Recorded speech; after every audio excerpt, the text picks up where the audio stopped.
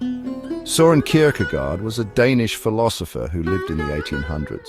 Born in 1813, he spent much of his life in Copenhagen, where he wrote extensively on a variety of topics. He's still really important today. His ideas continue to influence modern thought and are studied in universities around the world. He's known as the father of existentialism. This philosophical movement has had a profound impact on literature, psychology, theology, and even popular culture. Existentialism is a way of thinking that focuses on what it means to exist, to be free, and to be responsible for your own life. It challenges individuals to find their own path and make meaningful choices. Kierkegaard's life and his writing were very connected. He often used his own experiences as a basis for his philosophical explorations. His books often talked about his own struggles and what he learned from them.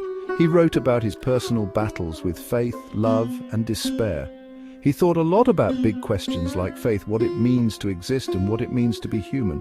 These questions are still relevant today. He didn't like the way other philosophers just used logic and ignored real life. He believed that philosophy should be grounded in the realities of human existence. He thought real understanding came from experiences. He emphasized the importance of personal experience in shaping one's beliefs and values.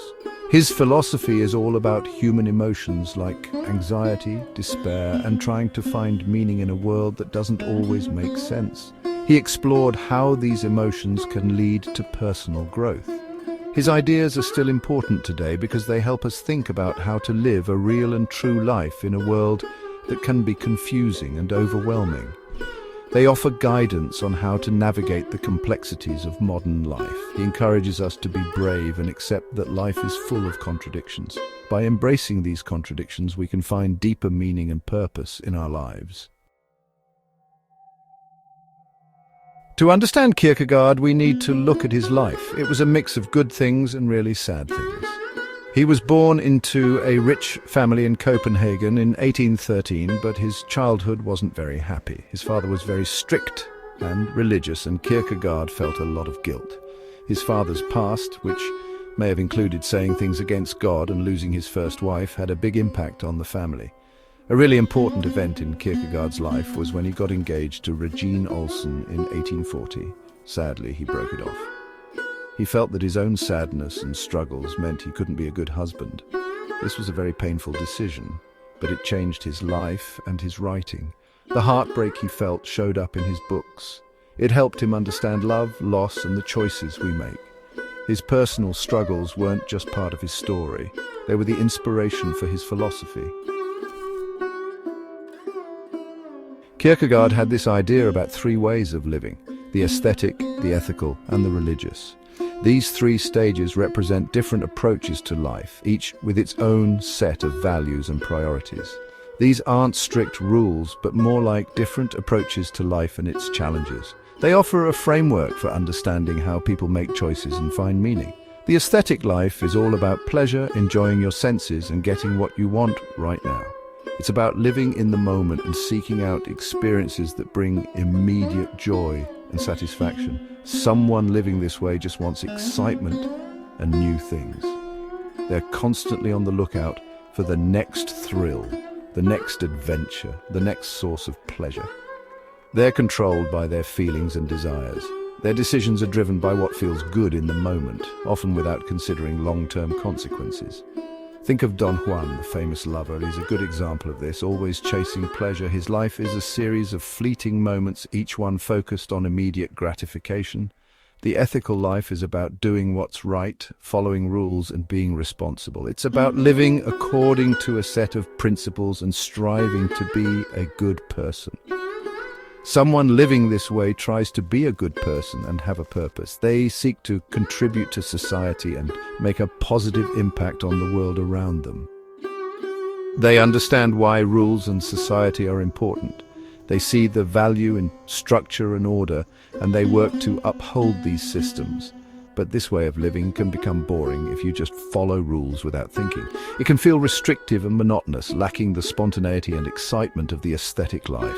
The religious life is about having faith in something bigger than yourself, even if it doesn't make logical sense. It's about finding meaning and purpose through a connection to the divine or the transcendent. You accept things you can't explain and even things that seem absurd. This stage involves a leap of faith, embracing the mysteries of existence. Faith becomes a personal choice, a strong connection to something beyond human understanding. It's about surrendering to a higher power and finding peace in that surrender. Kierkegaard thought this was the best way to live, a life dedicated to something bigger than yourself. He believed that true fulfillment comes from this deep spiritual commitment. Kierkegaard knew that anxiety is a normal part of being human. He called it the dizziness of freedom. That uneasy feeling you get when you realize you're free to make your own choices. Freedom is exciting, but it can also be scary. Kierkegaard didn't think anxiety was always bad. He thought it meant you were aware of yourself and that you could grow. Facing our anxiety helps us understand ourselves and what we can do. Kierkegaard's answer to anxiety is the leap of faith. It's a brave choice to believe in something even if you don't have proof. It's like jumping into the unknown, believing in something more, even if it doesn't make sense. Section 5. The Crowd and the Individual. Kierkegaard's critique of society and religion.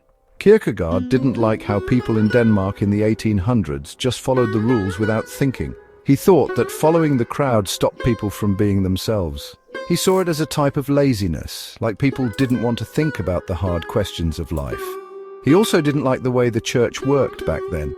He thought real faith came from your own beliefs, not just following rules and traditions. He thought the church cared too much about power and not enough about what Christianity really meant.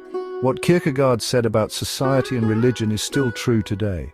With social media and everyone buying the same things, it's maybe even harder to be yourself now than it was back then. He reminds us to think for ourselves, to be responsible, and to be brave enough to question things. Section 6. Writing from the margins, the power of pseudonyms. Kierkegaard often wrote using fake names, creating different characters to explore different ideas. This let him look at complicated things from many different sides, like having a conversation with himself in his books. Each fake name was like a different voice or point of view. For example, Johannes the Seducer represents the aesthetic life, while Judge William from Either Or represents the ethical life. These different voices show the different ways people think about life's big questions. By using fake names, Kierkegaard made his readers think about the ideas themselves, not just who wrote them. He wanted his readers to really think about the book and decide what they believed. Section 7. Echoes of Existence. Kierkegaard's enduring influence. Kierkegaard had a big impact on how people think in the 1900s and 2000s. He's seen as a really important figure before existentialism became popular. Thinkers like Jean-Paul Sartre, Simone de Beauvoir, and Albert Camus talked about freedom, responsibility, and finding meaning in a world that doesn't make sense, which are all ideas similar to Kierkegaard's. Kierkegaard's ideas are important in many areas like religion, literature, psychology, and even pop culture. His ideas about anxiety, for example, are similar to what psychologists understand about people today. His focus on personal experience and finding meaning is still important in discussions about who we are and what our purpose is. Kierkegaard is important because he was able to explain what it means to be human in a really insightful and honest way. His work still makes us think and inspires us to live truthfully and accept that life is full of contradictions. Section 8. Relevance in the everyday, finding meaning in a complex world. Even though Kierkegaard's philosophy is complicated, it can help us with everyday problems. He believed we are responsible for our choices, so we should think about what we do and what happens because of it. We're not just watching our lives happen, we're making them happen. His writing about anxiety helps us see it in a new way.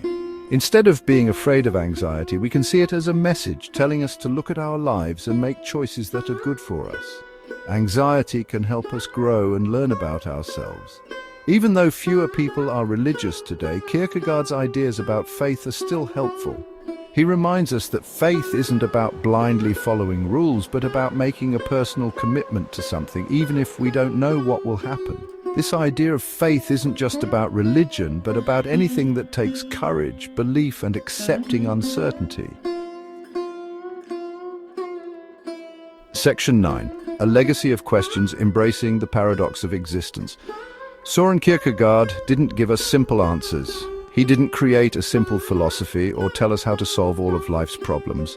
Instead, he gave us something much more important, a way to ask questions, a way to think about the things we don't understand about being human. Kierkegaard reminds us that life is full of contradictions, things that don't make sense together, and we can't just solve them with logic. He wants us to accept these contradictions, to find meaning in the struggle between opposite things like faith and doubt, freedom and responsibility, despair and hope. In the end, Kierkegaard's philosophy encourages us to be true to ourselves, to live with passion and belief, and to be open to things we don't know. Even though he wrote a long time ago, his work still speaks to us, reminding us that finding meaning isn't about reaching a goal, but about the journey itself. And it's a journey we should take with courage, curiosity, and an open mind. Kierkegaard's legacy is not just in the questions he posed, but in the way he lived his life, embracing the uncertainties and complexities that come with being human. His writings challenge us to look deeper, to not shy away from the difficult questions, and to find our own path through the paradoxes of existence. This journey, filled with its own set of challenges and revelations, is what makes life truly meaningful.